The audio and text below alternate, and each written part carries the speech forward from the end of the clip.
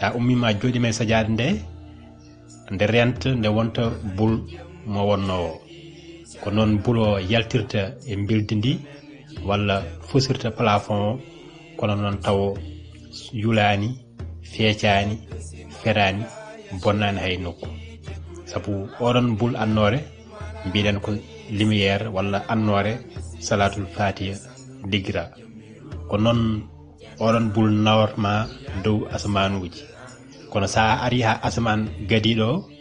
kala comcol ngol ɓorninoɗa wayloto wonta jallaba danejo tal sabu hadara o dendagal hadaratul ilahi foof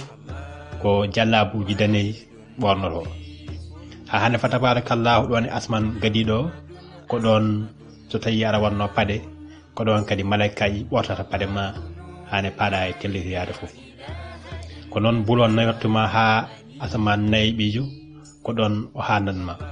e damal zawi Cheikh Tidiane Serif radiyallahu taala anhu gondo toon sabu koye nder zawi Cheikh Tidiane Serif radiyallahu taala anhu tan mbawɗa rewde ngam yaltude asaman joyi ɓijo fa tabarakallahu so Cheikh Tidiane Serif radiyallahu taala anhu hokkima yamirore nadde zawi o sa yalti e zawi o ko noon jaltirta asaman joyi ɓijo sa yalti asaman joyi ɓijo coynoɗa fa tabarakallahu sal danejo tal ene ranma ene leeri nañ sa ari hay demal salo malaikaji ɗiɗi nan ɗon dari noddirma e indema aɓe mbawma noddinde indema deftere aɓe mbawi kadi noddirdema e indema ha hande asamanuji walla indema wernide sa naati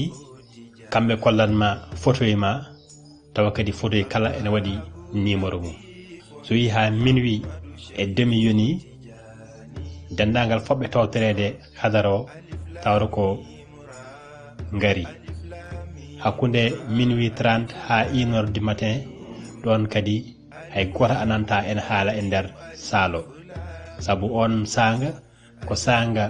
méditation walla mbiya ha hande sanga durnude miijoji wa tabarakallahu sa naate salo jiita ko salo ene waɗa organisé non jiita ha temettati e sappo e tati fotoji ɗi gandanɗa hoorema ko waliyaɓe foɓɓe ummade aduna ne mbaɗa banggue ko noon kadi jiita ha temettati e nogas joyi fotoji ɗi gandanɗa hoorema ko hutbu zamanu ɗi jeeyi ɗum ne goni banggue ko noon kadi jiita ha ɓeɓe gandanɗa hoorema kañumen mbiyete mafatihul kunuz fotoyaji mumen ne goni banggue ko noon kadi jiita ha fotoyaji nayyi ɗe gandanɗa hoorema ɗi gandanɗa hoorema ko mafatihul kunuzaji gonɗiɗi aduna ene calcule annore suudu kaaba ne mbaɗa banggue ha hande ko noon jiita ha fotoyaji capannayyi waliyu ɓuɓɓe towde e martaba ene mbaɗa banggue ko noon kadi jiita ha ɓeɓe gandanɗa hoorema goni hawsuji ɗi fotoyaji mumen ne mbaɗa banggue ha hande ko noon kadi jiita ha ɓeɓe gandanɗa hoorema goni labdaruji fotoyaji ene mbaɗa banggue mumen salo waɗi ko podium e dow podium o ko toon hutbu zamano joɗoto ha hande ahtabuji nayyi ko toon joɗoto ha hande Cheikh Tidiane Serif radiyallahu taala anhu ko toon joɗoto e o mo gandanɗa hoorema woni nelaɗo Allah sallallahu alaihi wasallam kañum ko toon joɗoto so yi ha 1h yoni ko nden hutbu zamano natata ene wonde salmburu mum ha hande kadi ko nden kadi o mo gandanɗa hoorema woni Cheikh Tidiane Serif radiyallahu taala anhu ko nden kadi arata ene arde capanɗe jeeɗiɗi malayika ene taari ɗum tawa kadi goto e mabɓe kala kamɓe malaikaji ene wonde mbangu mum ko nden kadi nelaɗo Allah sallallahu alaihi wasallam ko nden arata kono kanko Cheikh Tidiane Serif radiyallahu taala anhu so joɗima so ari o joɗoto koye photo e makko so joɗima e photo e makko sahabeɓe nayoɓe woni Seydina Aboubacry Seydina Oumar Seydina Ousmane e o men ganduɗa hoorema woni Seydina Aliou kamɓe ɓe joɗoto koye leydi e tartoma kanko Cheikh Tidiane Serif radiyallahu taala anhu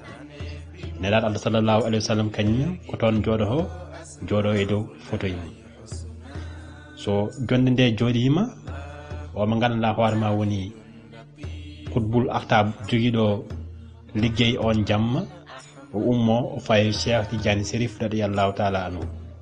Cheikh Tidiane nana jongu mum e poos manto mum yaltin hen ko wayno tablette ni taw noon ko tablette lumière sabu e on tablette ko hen discours jammo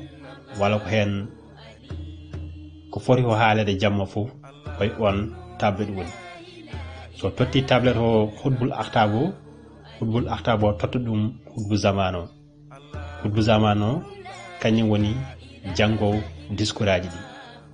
e on discours kala ko kewata e aduna o oɗon jamma alkames ha jamma alkames gartowo fof nene on discours o. So hutbu zamano jangi ɗum ha gayni so tawi waliyaɓe eɗen jogui kene ñaago jomiraɗo subhanahu wa taala ko wayne musibbaji poɗɗi tellade ɓe kalanta ɗum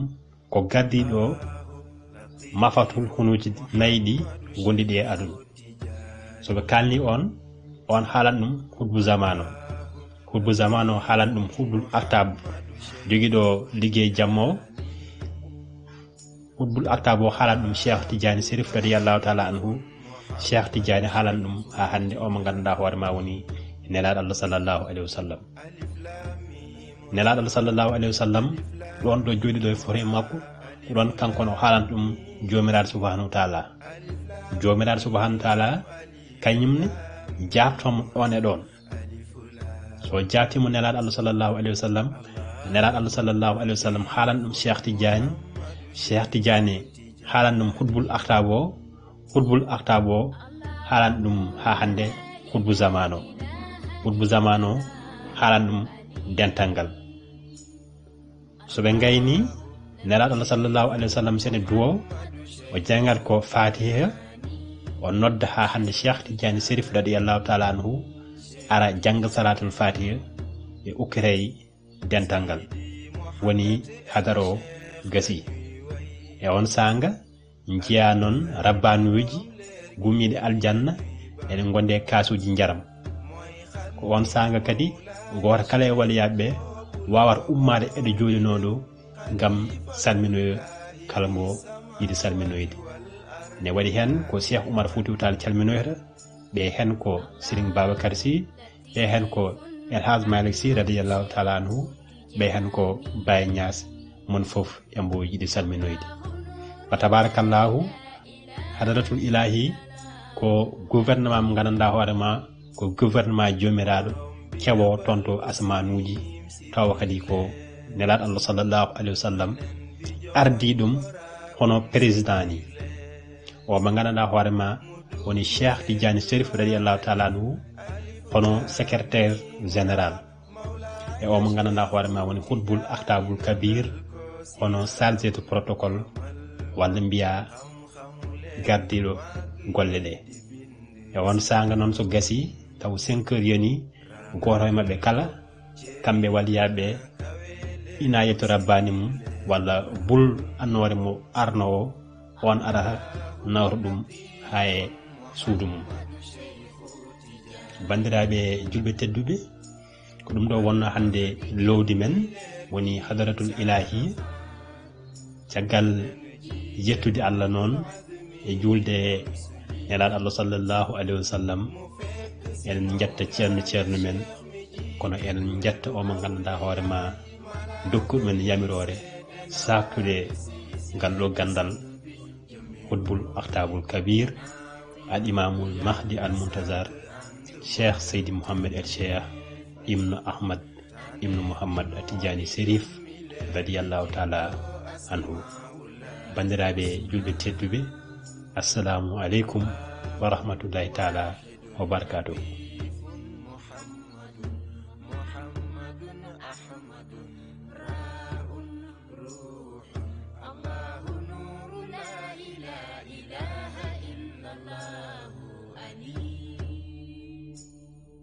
Allah